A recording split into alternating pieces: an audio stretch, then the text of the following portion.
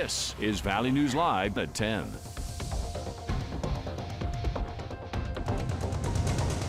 Thanks for joining us. I'm Justin Betty. We had some great early fall-like weather for Friday night football across the valley tonight. See what Mother Nature has in store for the weekend. Let's send things over to our First Alert Storm Team's Summer Schnellbach. Summer. Thank you so much, Justin. Yeah, today was a beautiful day. It was a little breezy, a little smoky, but temperatures warmed up into the 70s for most of us around the valley. 70 in Valley City and Jamestown, 73 Gwinner and Wahpeton, 77 the warm spot here in Fargo. We even made it to 71 in Grand Forks. Remaining a little cooler further north where we had and still have a bit more cloud cover. Temperatures now have dipped into the 50s for most, still at 60 in Aberdeen and here in Fargo. Here's a look at that cloud cover continuing to drift slowly from the north to the south, and a few lingering sprinkles, quick passing showers as well. More notable is the smoke, seeing that haze on our sky cams. But Justin, the air quality is poorest out to the west. We'll see some improvements by tomorrow, and we'll take a look at the rest of the weekend forecast here in just a minute. All right, thanks, Summer. New tonight, we have learned personal information of thousands of Sanford Health patients may be compromised after a data breach. Sanford Health says an imaging vendor who they use for mobile heart screens, it's called DMS Health Technologies, had a data security incident sometime between March 27th and April 24th. Patient information potentially compromised includes names, dates of birth, dates of service, physician names, and exam types, not financial data. However, more than 21,000 Sanford Health patients are being notified, including 10,000 in North Dakota, roughly 5,000 in Minnesota. The vendor will notify affected patients and offer free identity monitoring services to some based on the information potentially exposed. The Lashkovitz high-rise in downtown Fargo is slated for implosion early tomorrow morning, 7 a.m. The age of the building has some residents concerned about the air quality after the implosion. City leaders say they took precautions. There's no need to be worried about that. Just don't get too close. We're safe. We're going to be truly, truly safe. I think, the true danger area is probably within like 500 feet, and the 1,000 feet is just belt and suspenders. We want to make sure we're very safe. You don't want anything tragic to happen, and that's what we're guiding everything to do. If you want to see the implosion, officials suggest going to either the Veterans Memorial Bridge, the Community Theater section of Island Park, or the old power plant in Moorhead. You can also watch the implosion from the comfort of your own home. We'll be streaming it live on our Valley News Live Facebook page. Also new tonight, a Grand Forks man has been sentenced to spend 30 years in prison for kidnapping, assault, and attempting to sexually assault a woman. 29-year-old Jared Adams was found guilty of a slew of charges after police say he followed a woman into a secure apartment building, the 2600 block of 13th Avenue South in Grand Forks, back on May 1st last year. He was arrested that same day. Today, a judge sentenced Adam to 20 years for the attempted gross sexual imposition charge, 20 more years on the kidnapping charge, 10 years suspended. Adams also ordered to register as a sex offender in North Dakota and will be on supervised probation for 5 years once he is eventually released. Bond is set at $200,000 for an attempted murder suspect who was on the run for more than a month earlier this summer. 25-year-old Omar Martinez was arrested July 6th. He has been charged in Grand Forks County Court with attempted murder and reckless endangerment. Court documents say he shot at and hit a car that had a child inside on May 21st. Police say Martinez had sought out the victim 2 other times that same day and had been arrested for disorderly conduct earlier that same day. The man behind the wheel in a deadly crash in Walsh County has now been sentenced, but no additional jail time. 46-year-old Christopher Thompson was originally charged with DUI resulting in death and criminal vehicular homicide. Those charges were dismissed in May.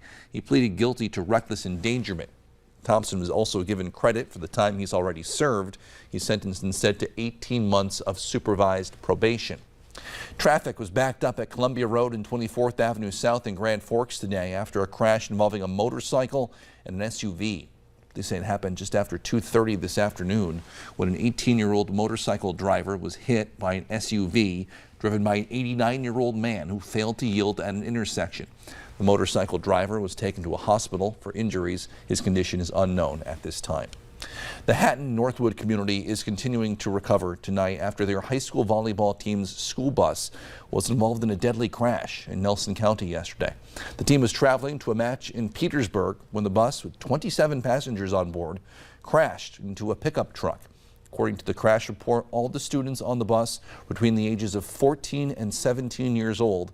Several of those on the bus, including the bus driver and their coach, were taken to a hospital for injuries.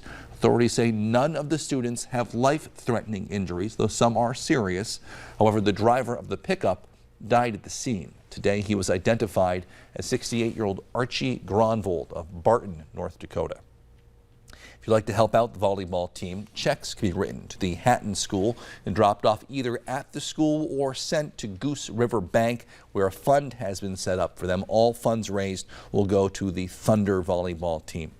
The North Dakota Bureau of Criminal Investigation says they are still looking for the man who jumped into the Red River and did not appear to resurface this past Monday. He was doing this after running away from being interviewed by police. Authorities say they are not able to release the name of the man at this time. Over the past week, dive teams have been out searching the Red River multiple times in multiple areas looking for him. They've not found him yet. The West Fargo Police Department is still asking for your help finding a runaway teen. 13-year-old Sophie Fontaine left her home Wednesday. She was last seen in the 800 block of 6th Street West in West Fargo about noon. Fontaine is described as being 5'1", about 105 pounds, with red hair and blue eyes. Police say she may be trying to get to the Grand Forks area. Again, anyone with information is asked to contact the West Fargo Police Department. The number is on your screen. It's 701-515-5500. West Fargo's Police Department Chief Dennis Otterness announced plans to retire back in August. As his days as chief are winding down, Valley News team Zoe Jones caught up with the chief to talk to him about his time in West Fargo and what he has planned next. So I've been with West Fargo PD for the last 3 years, 33 years total in law enforcement.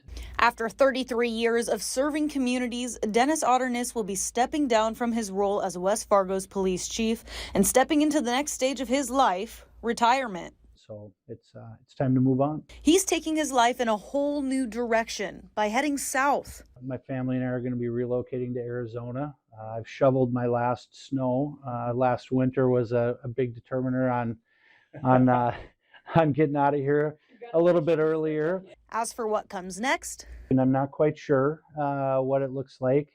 Probably be done in law enforcement. Like I said, 33 years has been a really great run, but I'm ready to try something different. I'm not sure what that'll look like. But he wants the community to know that they're in good hands. You know, the department's in really good shape. Our leadership team is fantastic here.